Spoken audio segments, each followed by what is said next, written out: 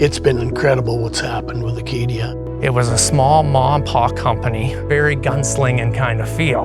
It was a lot of dirt moving back in the day. What do we want to do here? Do we want to expand? We started building that culture, and it was a lot of work. That skill has to be so deep. There was no one single defining moment when we said, aha, this was it. We all just worked hard. We get their greatest potential. The growth happened naturally. You do the best that you can to make it prosper. Embracing the change and being part of it, we succeeded together. I love this company. It's been around for so long. It'll be here for years and years to come. And the rest is history.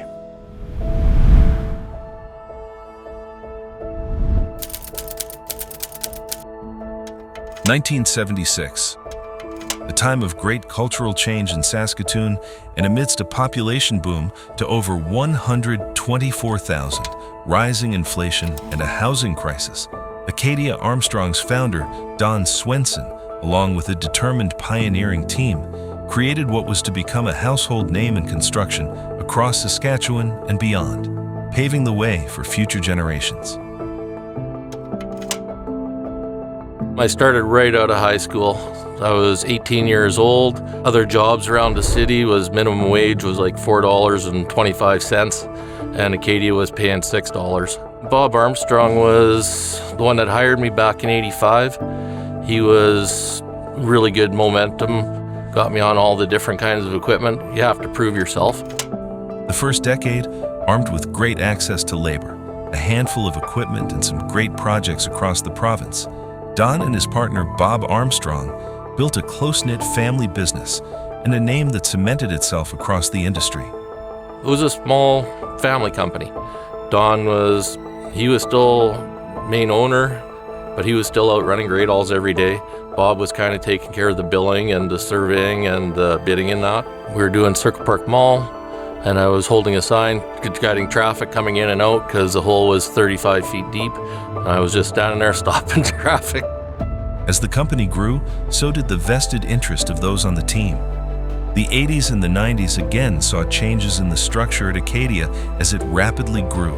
At the time, I was working as a project manager and estimator for Saskon Repair here in Saskatoon. Don and I at the time would bid projects against one another, so we knew each other well. Also, Don grew up in the same small town that I had. By 2000, a new leadership era was dawning at Acadia Construction. With Don at the helm, a move to expand capabilities and take on pretty much any job was the order of the day. But this meant a larger leadership team that could start to move on this vision. In about 2000, I had met with Don Swenson, and he'd told me that Bob Armstrong was about to retire. I said, well, if he's retiring, maybe I should purchase his shares.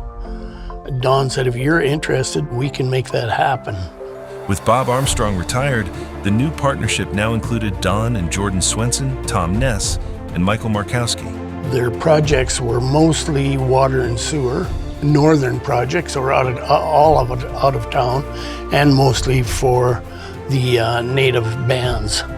In 2000, Tom Ness came in, and he didn't care how big the project was, how small it was. He knew we could do it.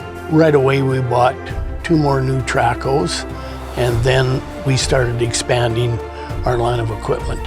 And he brought on bridges, was one of the biggest one for the Arm of Invergordon. And I'm just like, we got a bridge. The small ones that we learned on were 20 meters across. By the end, I was doing a triple span bridge, which was 60 meters across. And it's just ginormous. Don and I were looking at a way to either sell the company or get out of the company. And at that time, I'd started talking to Darren Anholt about coming in as a partner. And then Darren brought Jason in to join the company at the same time. I did my university, my civil engineering degree here at U of S in Saskatoon. And my very first day as a graduate engineer was with Acadia Construction. And so that was my very first interaction with Acadia. It was my very first day of my career. Tom was my first contact at Acadia when I was considering the opportunity to come to Acadia. The company was a well-established company. You know, at that time it was over 30 years old, and it had a reputation within the province, and it had clients, and so it was kind of already a running and operating company with some good history that I thought it was a good opportunity that I was going to take a chance on. First time I met Jason, actually we were building this road just down the road here, going into Redhead. Jason came out to site, Tom introduced me and said, "Oh, this is Jason Horner. You might be running into him in the future." It was Tom's vision to continue on to a second generation of leadership and ownership group. In 2012, I was attracted to move into the construction side of things, and I had an opportunity to join Acadia as a partner to continue moving the company forward. With Acadia having so many areas of specialty and experience, and having taken on several divisions, a newly formed Acadia Group of Companies evolved. That also needed a fresh vision where engineering and construction merged, something a young Jason Horner understood very well. The Acadia Group of Companies was formed in 2012 when we added an operating company to the group, which was Integrated Engineering, which is a civil engineering design and construction company. Having been a civil designer for the first part of my career, many of the projects which I designed, Acadia had constructed in the past. So the territory was still familiar, but different enough that it was exciting and new and a new challenge for me. And from that on, Tom kind of stepped back just a little bit. Jason rolled into his position, Tom's position, in 2012.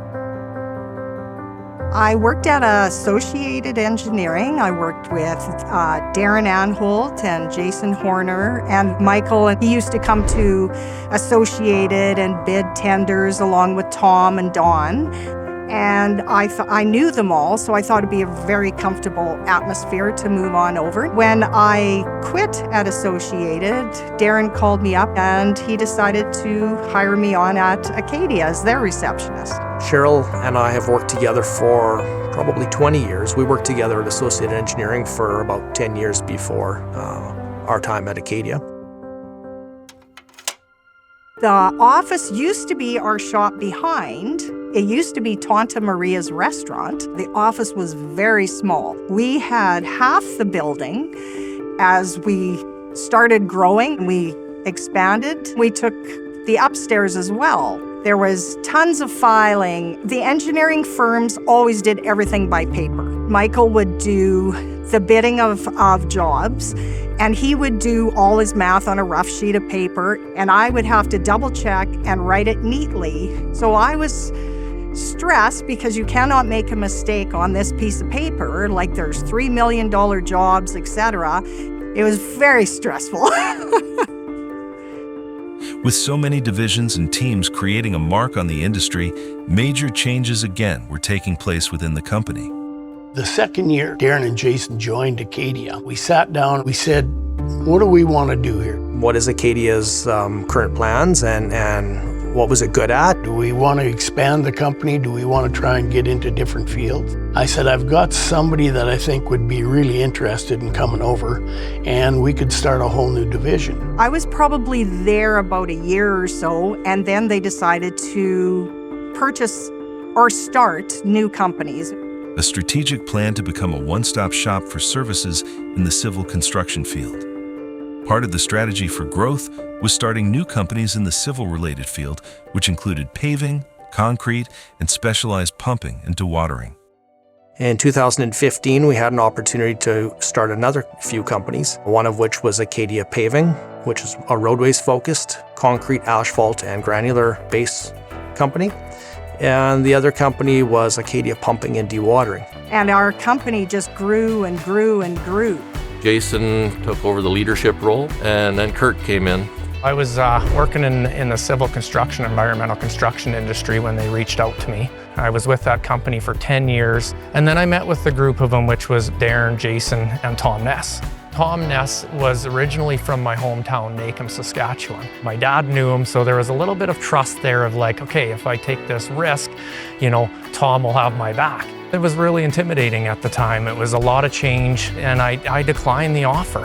When I took the 6-month time to think about it, I called Tom back and asked him if the position still existed, and he initiated the rest of the conversations. Growth brings challenges of its own, especially where there are several new companies operating under one banner. When I got to the company and looked at the operations, it was a very different vision than what I had coming in to the management team. Didn't have a whole bunch of processes in place at the time, so it was a very gunslinging kind of feel.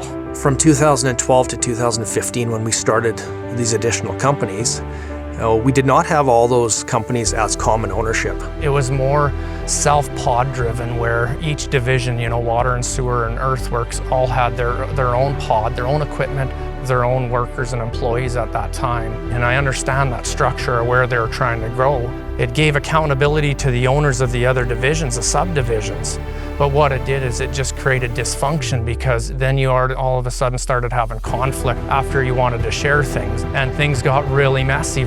So what we thought was a good idea to keep those senior leaders focused only on their new initiative, it created some separation. So we did amalgamate Acadia Paving into Acadia Construction. So everybody's ownership becomes common amongst all the group of companies. Just made things a lot easier internally to manage that way. With a new vision, mission, and buy-in from the team at large, a unified company was inevitable. But there was work to do. We started developing standards and asking ourselves of how do we want to run our business? How do we want to treat our people? What does this look like? What does success look like from this new operational group? That group really bonded together. They were on the same page. The vision got built, and then we pushed through and had a really successful season. As we did evolve with the company over the next few years, we could see that we had opportunities that we were all comfortable with that allowed us to grow in some different areas. There was a big turning point for me with the rail division in 2019. The rail division is 24-hour service. It was really stressful. It was a lot of work. There wasn't a whole bunch of us working in that division. And so we geared up with some specific rail personnel and some rail equipment.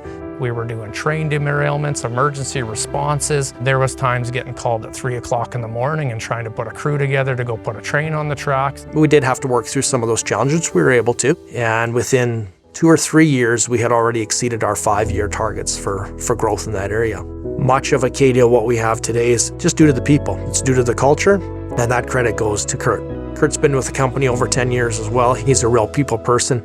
He believes in a very strong culture. We do a really good job at empowering our people, giving them great purpose, and for that reason, we get their greatest potential.